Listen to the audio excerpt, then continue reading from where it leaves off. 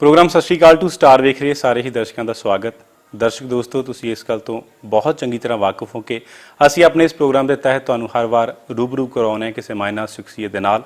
सो उस लड़ी तहत अज असीं तुहाडी मुलाकात करवाउण जा रहे हैं एक अजिहे मेहमान दे नाल कि जेकर टैलीविजन के खेत्र की गल की जाए तो जिहड़ा एंकर लफ्ज़ है वो पैदा ही साडे अज दे मेहमान तो होया। कहण दा भाव है कि उन्होंने ही इस एंकर लफ्ज़ का आगाज़ किया। मेरी मुराद है जी सतिंदर सत्ती। सतिंदर जी, सब तो पहला तुहाडा साडे प्रोग्राम बहुत बहुत स्वागत। सत श्री अकाल जी तुहानूं और वेखण वाले सारे दर्शकों मेरे वालों प्यार भरी सत श्री अकाल जी। सतिंदर, मैं प्रोग्राम का आगाज़ करते हुए गल की कि एंकर लफ्ज़ सतिंदर सत्ती तो ही मेरे ख्याल बनया, क्योंकि जेकर गल करिए लिशकारा प्रोग्राम की शुरुआती दौर की गल करदा है, उस समय दे विच बहुत मायने रखण वाला जिहड़ा हैगा तुहाडा ये प्रोफैशन सी। की कहना चाहूँगे? मैं तो मानती हाँ कि कोई भी काम है उसकी शुरुआत जिहड़ी है हर बंदा परमात्मा ने दुनिया के उत्ते खास काम के तहत भेजा हुंदा। जदों वक्त आंदा है तुहानूं अपनी एनर्जी जिहड़ी उहदा एहसास हुंदा है ते रस्ते बनते जाते हैं और तुसी अगे वधदे जाते हो। मैं जदों शुरुआत की सी स्कूल कॉलेज च मैं एंकरिंग करती सी ते मैनूं आप नूं पता नहीं सी कि ये एंकरिंग हुंदी है, इसनूं टर्मिनोलॉजी जिहड़ी इहदी एंकरिंग कहा जाता है। पर यूनीवर्सिटी तो बाद जदों मैनूं लिशकारा दे लई डॉक्टर लखविंदर जौहल होना वालों इनविटेशन आया तो बाकायदा मैं प्रोफैशनल तरीके दे नाल पहली बार लिशकारा किया और जदों लोगों ने इन्ना तुहानूं प्यार दिता तो उस तो बाद तुहानूं समझ आई कि तुसी किस काम लिए बने हो। जी बिल्कुल। सो ये लोगों की जरा नवाजी है कि उन्होंने मेरे काम नूं प्यार दिता जी। मेरा ख्याल है कि दूरदर्शन नाल जुड़न दे पिछे भी एक छोटी जी कहानी जुड़ी हुई है, सो वो दर्शकों दे नाल साझी करनी। देखो, दूरदर्शन जिहड़ा है वो अज भी मेरे लिए मक्का मदीना है, क्योंकि उस जगह तो मेरी नाम, मेरी पहचान, मेरा रोज़गार, मेरी आर्ट जिहड़ी दुनिया के सामने आई है। मैं स्कूल कॉलेज च काफ़ी मशहूर सी और मैनू रेडियो तो बड़े इनविटेशन आते सी, पर बकायदा जो टैलीविजन ते असी आए तो उन्होंने मैनू कहा कि तुसी टैलीविजन ते आना है। तो पहला तो असी घरदियां नूं दस्सिया ही नहीं कि सानू टैलीविजन वालियां ने बुलाया। मैं क्या उन्होंने कहना हुण तू टीवी ते काम करेंगी, पढ़न पुढ़न का कोई नहीं, असी इन्नी मुश्किल तेनू लॉ कराया। तो सो इस करके मैं जदों लिशकारा ते पहली बार गई तो सानू इदां लगदा सीगा कि भी जाते ही पैसे मिल जाने है, शाम को असीं खर्च लैने, पता नहीं सी कि बाद च चैक दिंदे ने।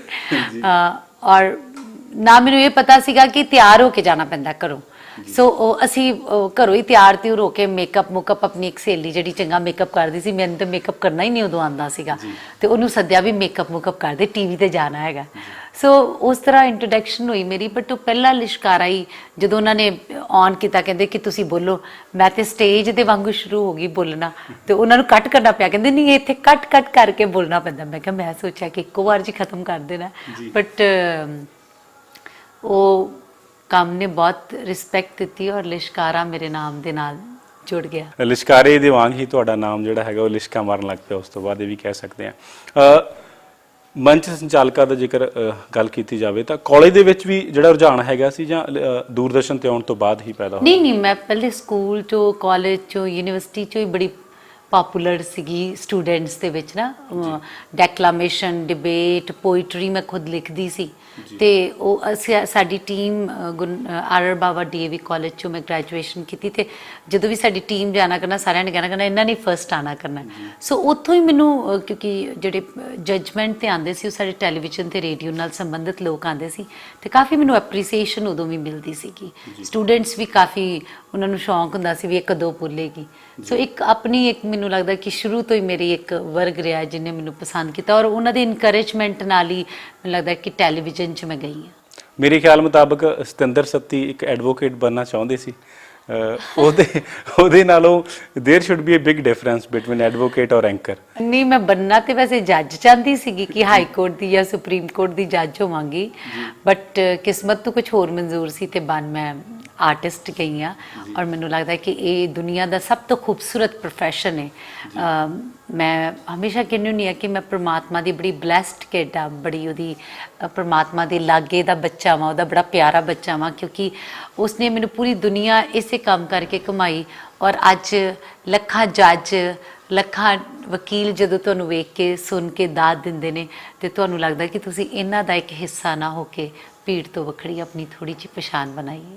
ਜੀ ਬਿਲਕੁਲ। ਪਰ ਜਦੋਂ ਸ਼ੁਰੂਆਤੀ ਦੌਰ ਸੀ ਸਤਿੰਦਰ ਜੀ, ਤਾਂ ਕਿਤੇ ਨਾ ਕਿਤੇ ਲੱਗਦਾ ਨਹੀਂ ਸੀ ਕਿ ਜੋ ਮੈਂ ਰਸਤਾ ਅਖਤਿਆਰ ਕੀਤਾ ਸੀ ਉਸ ਤੋਂ ਭਟਕ ਕੇ ਕਿਸੇ ਦੂਜੀ ਲਈ ਤੇ ਜਿਹੜਾ ਤੁਰ ਪਿਆ? ਮੈਂ ਲਾਈਫ 'ਚ ਜ਼ਿਆਦਾ ਸੋਚਦੀ ਨਹੀਂ ਆ ਜੀ। ਮੈਂ ਤੇ ਲਾਈਫ ਨੂੰ ਇਦਾਂ ਹੀ ਲੈਂਦੀ ਆ ਜਿੱਦਾਂ ਮੈਂ ਜਿਵੇਂ ਜਿਵੇਂ ਹੁਕਮ ਤਿਵੇਂ ਤਿਵਕਾਰ। ਸੋ ਮੈਂ ਗੁਰਬਾਣੀ ਪੜ੍ਹਦੀ ਨਹੀਂ, ਮੈਂ ਗੁਰਬਾਣੀ ਤੇ ਅਮਲ ਕਰਦੀ ਹਾਂ ਕਿ ਜੇ ਉਸਨੇ ਮੈਂ ਜੋ ਵੀ ਕੰਮ ਕੀਤਾ ਮੈਨੂੰ ਲੱਗਾ ਕਿ ਉਹਦੀ ਰਜ਼ਾ ਹੋਏਗੀ। ਜਦੋਂ ਟੈਲੀਵਿਜ਼ਨ ਕੀਤਾ ਤੇ 100% ਟੈਲੀਵਿਜ਼ਨ ਕੀਤਾ, ਜਦੋਂ ਪੜ੍ਹਦੀ ਸੀ ਤੇ 100% ਪੜ੍ਹਾਈ ਕੀਤੀ ਹੈ।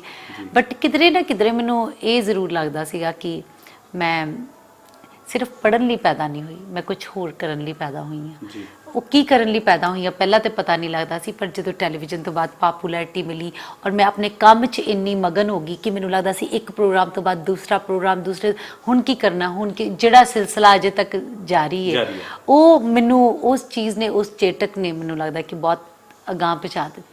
ਸਟੱਡੀ ਫਿਰ ਉਸ ਤੋਂ ਬਾਅਦ ਕੰਟੀਨਿਊ ਰੱਖੀ? ਹਾਂਜੀ, ਮੈਂ ਕੰਟੀਨਿਊ ਰੱਖੀ। ਮੈਂ LLB ਫਸਟ ਈਅਰ 'ਚ ਸੀਗੀ ਜਦੋਂ ਮੈਂ ਟੈਲੀਵਿਜ਼ਨ ਕੀਤਾ, ਉਸ ਤੋਂ ਬਾਅਦ LLB, ਫਿਰ ਮਾਸਟਰਸ ਇਨ ਲਾਅ।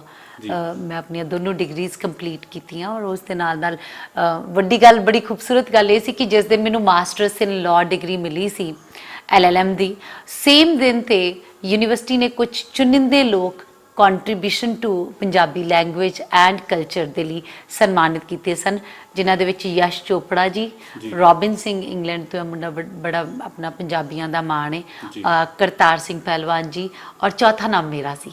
ਔਰ ਸੇਮ ਡੇ ਮੈਂ ਪਹਿਲਾਂ ਆਪਣੀ ਡਿਗਰੀ ਲਿੱਤੀ ਕੋਟ ਪਾ ਕੇ LLM ਦੀ, ਤੇ ਉਸ ਤੋਂ ਬਾਅਦ ਮੈਂ contribution to the Punjabi culture and language, ਉਹ ਗੁਰੂ ਨਾਨਕ ਦੇਵ ਯੂਨੀਵਰਸਿਟੀ ਨੇ ਮੈਨੂੰ ਗੋਲਡ ਮੈਡਲ ਨਾਲ ਸਨਮਾਨਿਤ ਕੀਤਾ। ਸੋ ਇਹ ਮੇਰੇ ਲਈ ਬੜੀ ਇੱਕ ਮਤਲਬ ਕਹਿੰਦੇ ਖੂਬਸੂਰਤ ਮੂਵਮੈਂਟ ਸੀ। ਜੀ ਬੇਸ਼ੱਕ ਅੱਜ ਤਾਂ ਪਰਿਵਾਰ ਵੀ, ਰਿਸ਼ਤੇਦਾਰ ਵੀ, ਸਾਰੀ ਆਵਾਮ ਫਖਰ ਮਹਿਸੂਸ ਕਰਦੀ ਹੈ ਕਿ ਸਤਿੰਦਰ ਨੇ ਬੜਾ ਵੱਡਾ ਮੁਕਾਮ ਹਾਸਲ ਕੀਤਾ, ਪਰ ਜੇ ਉਸ ਸਮੇਂ ਦੀ ਗੱਲ ਕੀਤੀ ਜਾਵੇ ਤਾਂ ਪੰਜਾਬੀ ਪਰਿਵਾਰ, ਖਾਸ ਕਰ ਅੰਕਲ ਹੋਣੀ ਮਿਲਟਰੀ ਦੇ ਵਿੱਚ, ਤਾਂ ਕੀ ਇਸ ਪ੍ਰੋਫੈਸ਼ਨ ਨੂੰ ਅਲਾਉ ਕੀਤਾ? ਮੇਰੇ ਫਾਦਰ ਬੜੇ ਪ੍ਰੋਗਰੈਸਿਵ ਆਦਮੀ ਨੇ। ਉਹਨਾਂ ਨੇ ਜ਼ਿੰਦਗੀ 'ਚ ਹਮੇਸ਼ਾ ਸਾਨੂੰ ਇੱਕ ਗੱਲ ਸਮਝਾਈ ਹੈ ਕਿ ਤੁਸੀਂ ਜ਼ਿੰਦਗੀ ਦੇ ਰਸਤੇ ਆਪ ਬਣਾਓ, ਆਪ ਦੇਖੋ। ਉਹਨਾਂ ਨੇ ਕਦੀ ਰੋਕ ਟੋਕ ਨਹੀਂ ਰੱਖੀ। ਹਾਂ, ਇਨੀਸ਼ੀਅਲ ਲੈਵਲ ਤੇ ਅਸੀਂ ਡੈਡੀ ਨੂੰ ਦੱਸਿਆ ਨਹੀਂ ਸੀ, ਉਹ ਗੱਲ ਵੱਖਰੀ ਸੀ। ਮੈਂ ਉਸੇ ਗੱਲ ਤੇ ਲੈ ਕੇ ਆਉਣਾ ਚਾਹੁੰਦਾ ਕਿ ਜਦੋਂ ਪਹਿਲਾ ਪ੍ਰੋਗਰਾਮ ਚੱਲਿਆ ਸੀ, ਮੇਰੇ ਫਾਦਰ ਨਾ ਫੋਰਨ ਸੀ, ਦੁਬਈ ਸੀ, ਤੇ ਪਿੱਛੋਂ ਮੈਂ ਟੈਲੀਵਿਜ਼ਨ 'ਚ ਆਉਣਾ ਸ਼ੁਰੂ ਕਰਤਾ ਔਰ ਮੈਂ ਕਾਫੀ ਪਪੂਲਰ ਹੋ ਗਈ। ਤੇ ਜਦੋਂ ਮੇਰੇ ਡੈਡੀ ਆਏ ਨਾ, ਤੇ ਉਦੋਂ ਕੇਬਲ ਨਹੀਂ ਸੀ ਆਉਂਦੀ, ਐਂਟੀਨਾ ਦੇ 2002 'ਚ ਤੇ ਐਂਟੀਨਾ ਦੇ ਥਰੂ ਆਉਂਦਾ ਸੀਗਾ। ਤੇ ਮੈਂ ਇਹ ਸੋਚਣਾ, ਬਾਬਾ ਜੀ ਅੱਜ ਤੇ ਨਾ ਦੂਰਦਰਸ਼ਨ ਆਏ ਹੀ ਨਾ ਸਾਡੇ ਵੀ, ਜੇ ਮੇਰੇ ਡੈਡੀ ਨੇ ਦੇਖ ਲਿਆ ਪਤਾ ਨਹੀਂ ਕੀ ਹੋਏਗਾ। ਤੇ ਮੈਂ ਉੱਥੇ ਜਾ ਕੇ ਐਂਟੀਨਾ ਸਪੈਸ਼ਲ ਘੁਮਾ ਗਿਆ ਨਾ ਕਿ ਮੇਰਾ ਪ੍ਰੋਗਰਾਮ ਕੋਈ ਦੇਖੇ ਨਾ। ਉਹਦਾ ਕਿੱਥੇ ਤੁਹਾਨੂੰ ਇੰਨਾ ਸ਼ੌਕ ਹੁੰਦਾ ਸੀ। ਮੈਨੂੰ ਲੱਗਾ ਕਿ ਕਹਿ ਹੀ ਨਾ ਦੇਣ ਵੀ ਹੈ ਕਿ ਕੁੜੀ ਨੇ ਕੰਮ ਕਰਨਾ ਸ਼ੁਰੂ ਕਰ ਦਿੱਤਾ। ਪਰ ਜਦੋਂ ਉਹਨਾਂ ਨੂੰ ਮੇਰੀ ਮਾਸੀ ਜੀ ਉਹਨਾਂ ਨੇ ਦੱਸਿਆ, ਉਹਨਾਂ ਦੀ ਡਿਊਟੀ ਲੱਗੀ ਕਿ ਤੁਸੀਂ ਦੱਸੋ, ਦੱਸਣਾ ਤੇ ਹੈ ਹੀ ਹੈ, ਹਾਂ ਵੀ ਲੋਕਾਂ ਕੋਲੋਂ ਪਤਾ ਲੱਗੇਗਾ। ਫਿਰ ਜਦੋਂ ਦੱਸਿਆ ਤੇ ਹੀ ਵਾਸ ਵੈਰੀ ਹੈਪੀ। ਔਰ ਉਸ ਤੋਂ ਬਾਅਦ ਮੇਰੇ ਫਾਦਰ ਸਾਹਿਬ ਨੇ ਮੈਨੂੰ ਬੜੀ ਸਪੋਰਟ ਕੀਤੀ। ਬਟ ਉਹਨਾਂ ਨੇ ਇੱਕੋ ਗੱਲ ਕਹੀ ਸੀਗੀ ਕਿ ਜੇ ਕੋਈ ਕੰਮ ਕਰਨਾ ਹੈ ਉਹਦਾ ਸਿਖਰ ਹੋਣਾ ਹੈਗਾ। ਇਹ ਉਹਨਾਂ ਨੇ ਸਾਨੂੰ ਬਚਪਨ ਤੋਂ ਦੱਸਿਆ ਕਿ ਤੁਸੀਂ ਮੇਰੀ ਔਲਾਦ ਹੋ, ਤੇ ਜੋ ਵੀ ਕੰਮ ਕਰਨਾ ਨਾ, ਤੇ ਉਹ ਫਿਰ ਐਕਸਟ੍ਰੀਮਿਸਟ ਹੋਣੇ ਚਾਹੀਦੇ ਹੋ, ਤੁਸੀਂ ਆਪਣੇ ਕੰਮ ਦੇ ਵਿੱਚ ਪਰਫੈਕਟ ਹੋਣੇ ਚਾਹੀਦੇ ਹੋ, ਮਾਸਟਰ ਹੋਣੇ ਚਾਹੀਦੇ ਹੋ। ਸੋ ਉਹ ਚੀਜ਼ ਨੇ ਸਾਨੂੰ ਮਿਹਨਤ ਦੀ ਬੜੀ ਆਦਤ ਪਾਤੀ, ਕਿਉਂਕਿ ਸਾਡੇ ਫਾਦਰ ਸਾਹਿਬ ਬਹੁਤ ਮਿਹਨਤੀ ਸਨ, ਤੇ ਉਹ ਸਾਨੂੰ ਆਦਤ ਸੀ ਜੇ ਪੜ੍ਹਨਾ ਤੇ ਦਿਨ ਰਾਤ ਪੜ੍ਹਨਾ। ਜਦੋਂ ਮੈਂ ਐਂਕਰਿੰਗ ਸ਼ੁਰੂ ਕੀਤੀ ਤੇ ਬਸ ਮੈਨੂੰ ਇਹ ਲੱਗਦਾ ਸੀ ਕਿ ਹੋਰ ਬੈਟਰ ਕੀ ਕਰ ਸਕਦੀ ਹੈ, ਕਿਉਂਕਿ ਮੇਰਾ ਕੰਪੀਟੀਸ਼ਨ ਹੀ ਆਪਣੇ ਨਾਲ ਸੀ ਜੀ, ਤੇ ਉਹ ਆਪਣੇ ਆਪ ਦੀ ਗਰੋਥ ਦੇ ਵਿੱਚ ਮਿਹਨਤ ਕਰਦੇ ਗਏ। ਬੇਸ਼ੱਕ ਸਤਿੰਦਰ ਦੇ ਨਾਮ ਤੇ ਲਿਸ਼ਕਾਰਾ ਪ੍ਰੋਗਰਾਮ ਅੱਜ ਵੀ ਚੱਲ ਰਿਹਾ। ਮੇਰਾ ਖਿਆਲ ਹੈ ਕਿ ਜਦੋਂ ਲਿਸ਼ਕਾਰੇ ਦਾ ਜ਼ਿਕਰ ਆਉਂਦਾ ਤਾਂ ਸਤਿੰਦਰ ਸੱਤੀ ਦਾ ਨਾਮ ਪਹਿਲਾਂ ਆ ਜਾਂਦਾ ਹੈ। ਜਦੋਂ ਦੂਰਦਰਸ਼ਨ ਛੱਡਿਆ, ਕਹਿਣ ਦਾ ਭਾਵ ਤੁਸੀਂ ਇਸ ਕੈਰੀਅਰ ਦੇ ਵਿੱਚ ਗਰੋਥ ਕੀਤੀ, ਤੁਸੀਂ ਅੱਗੇ ਵਧੇ, ਪਰ ਕੀ ਦੂਰਦਰਸ਼ਨ ਦੇ ਵੱਲੋਂ ਤੁਹਾਨੂੰ ਸਪੈਸ਼ਲ ਡਿਮਾਂਡ ਕੀਤੀ ਗਈ? ਮੇਰਾ ਖਿਆਲ ਉਸ ਤੋਂ ਬਾਅਦ ਤੁਸੀਂ ਕਾਫੀ ਪ੍ਰੋਗਰਾਮਸ ਕਰਕੇ ਆਏ, ਪਰ ਅਜੇ ਤੱਕ ਵੀ ਲਿਸ਼ਕਾਰੇ ਦੀ ਜਿਹੜੀ ਹੈਗੀ ਆ ਉਹ ਇੰਤਜ਼ਾਰ ਕਰਦਾ ਹੈ ਕਿ ਸਤਿੰਦਰ ਸੱਤੀ ਵਿਲ ਕਮ ਬੈਕ। ਤੇ ਕਿੱਦਾਂ ਲੱਗਦਾ? ਦੇਖੋ, ਮੈਂ ਜ਼ਿੰਦਗੀ 'ਚ ਕਦੀ ਮੁੜ ਕੇ ਵਾਪਸ ਨਹੀਂ ਦੇਖਿਆ। ਮੈਂ ਬੜੀ ਅਗਾਂਹ ਵਧੂ ਪ੍ਰੋਗਰੈਸਿਵ, ਮੇਰੇ ਕਹਿਣ ਦਾ ਭਾਵ ਆ ਉਹ ਘਾਟ ਹਜੇ ਵੀ ਪੂਰੀ ਨਹੀਂ। ਮੈਂ ਸਮਝਦੀ ਕਿ ਤੁਹਾਡਾ ਵੱਡਾਪਨ ਹੈ, ਤੁਸੀਂ ਇਸ ਚੀਜ਼ ਨੂੰ ਮੇਰੇ ਨਾਲ ਮਿਲਾਉਂਦੇ ਹੋ, ਪਰ ਦੂਰਦਰਸ਼ਨ ਨੂੰ ਮੈਂ ਕਦੀ ਵੀ ਨਹੀਂ ਛੱਡਿਆ। ਦੂਰਦਰਸ਼ਨ ਅੱਜ ਵੀ ਮੇਰੀ ਪਹਿਲੀ ਪ੍ਰਾਇੋਰਟੀ ਹੈ। ਜਦੋਂ ਵੀ ਕਦੀ ਮੈਨੂੰ ਫੋਨ ਆਂਦਾ ਹੈ ਤੇ ਮੇਰੀ ਹਮੇਸ਼ਾ ਇਹ ਕੋਸ਼ਿਸ਼ ਹੁੰਦੀ ਹੈ ਕਿ ਬਾਬਾ ਜੀ ਮੇਰੇ ਮੂੰਹ ਨਾ ਨਿਕਲੇ, ਕਿਉਂਕਿ ਇਹ ਮੇਰਾ ਕਰਮ ਭੂਮੀ ਹੈ ਔਰ ਮੇਰੀ ਕਰਮ ਭੂਮੀ ਦੀ ਸ਼ੁਰੂਆਤ ਹੈ। ਜਿਸ ਜਗ੍ਹਾ ਤੋਂ ਮੈਂ ਸ਼ੁਰੂਆਤ ਕੀਤੀ ਹੈ ਤੇ ਮੇਰੀ ਉਸ ਜਗ੍ਹਾ ਨੇ ਮੈਨੂੰ ਇੱਜ਼ਤ ਦਿੱਤੀ, ਮੇਰੀ ਇੱਜ਼ਤ ਉਸ ਨੂੰ ਦੇਣੀ ਬਣਦੀ ਹੈ। ਸੋ ਮੈਂ, ਤੁਸੀਂ ਦੇਖਦੇ ਰਹਿੰਦੇ ਹੋ 99ਵੇਂ ਸਾਲ ਤੇ ਮੇਰਾ ਇੱਕ ਗਾਣਾ ਇਸ ਵਾਰ ਖਾਸ ਤੌਰ ਤੇ ਉਹਨਾਂ ਨੇ ਸ਼ਾਮਿਲ ਕੀਤਾ ਸੀ, ਬੜਾ ਪਪੂਲਰ ਹੋਇਆ ਉਹ ਚੰਨ ਵੇ ਕੇ ਸ਼ੌਂਕਣ ਮੇਲੇ ਦੀ। ਫਿਰ ਉਸ ਤੋਂ ਬਿਨਾਂ ਜਿਹੜੇ ਉਹਨਾਂ ਦੇ ਬੜੇ ਐਕਸਕਲੂਸਿਵ ਪ੍ਰੋਗਰਾਮਸ ਹੁੰਦੇ ਨੇ ਉਹਨਾਂ ਤੇ ਮੈਂ ਜ਼ਰੂਰ ਕੋਸ਼ਿਸ਼, ਜਦੋਂ ਵੀ ਉਹਨਾਂ ਦਾ ਫੋਨ ਆਉਂਦਾ ਮੇਰੀ ਕੋਸ਼ਿਸ਼ ਹੁੰਦੀ ਕਿ ਜ਼ਰੂਰ ਮੈਂ ਹਾਜ਼ਰੀ ਪਾਵਾਂ। ਪਿੱਛੇ ਜੇ ਇੱਕ ਪ੍ਰੋਗਰਾਮ ਉਹਨਾਂ ਨੇ ਮਹਿਫਿਲ ਸ਼ੁਰੂ ਕੀਤਾ ਸੀ, ਥੋੜੀ ਜਿਹੀ ਮਹਿਫਿਲ 4-5 ਜਦੋਂ ਮੇਰੇ ਕੋਲ ਵਕਤ ਹੁੰਦਾ ਮੈਂ ਵਿੱਚੋਂ ਜ਼ਰੂਰ ਕਰ ਆਉਂਦੀ। ਜੀ ਦੋਸਤੋ, ਦੱਸਣਾ ਚਾਹੁੰਦਾ ਕਿ ਸਤਿੰਦਰ ਸੱਤੀ ਬਹੁਤ ਪੱਕੀ ਸ਼ਖਸੀਅਤ ਦੇ ਮਾਲਕ ਨੇ। ਬਾਕੀ ਜਿਹੜੇ ਕਿਰਦਾਰ ਹੈਗੇ ਨੇ ਉਹਨਾਂ ਦੇ ਬਾਰੇ ਗੱਲਬਾਤ ਬਾਅਦ ਚ ਕਰਾਂਗਾ, ਪਰ ਸਮਾਂ ਹੋ ਰਿਹਾ ਇੱਕ ਬ੍ਰੇਕ ਦਾ, ਔਰ ਬ੍ਰੇਕ ਦੇ ਦੌਰਾਨ ਮੈਂ ਚਾਹੁੰਦਾ ਕਿ ਸਤਿੰਦਰ ਸੱਤੀ ਹੋਰਾਂ ਦਾ ਐਂਕਰਿੰਗ ਦਾ ਜਿਹੜਾ ਥੋੜਾ ਜਿਹਾ ਹੈਗਾ ਰੰਗ ਅਸੀਂ ਵੇਖ ਲਈਏ। ਸੋ ਪਲੀਜ਼ ਤੁਸੀਂ ਬ੍ਰੇਕ ਲਓ ਜੀ। ਕਾਬੇ ਨੂੰ ਸਜਦਾ ਮੈਂ ਕਰਾਂ, ਕਾਬਾ ਵੀ ਕਰਦਾ ਵੇਖਿਆ, ਮੈਂ ਖੁਦ ਖੁਦਾ ਮਹਿਬੂਬ ਦੀ ਨਮਾਜ਼ ਪੜ੍ਹਦਾ ਵੇਖਿਆ। ਛੋਟਾ ਜਿਹਾ ਬ੍ਰੇਕ, ਹਾਜ਼ਰ ਹੁੰਦੇ ਹਾਂ ਬ੍ਰੇਕ ਤੋਂ ਬਾਅਦ।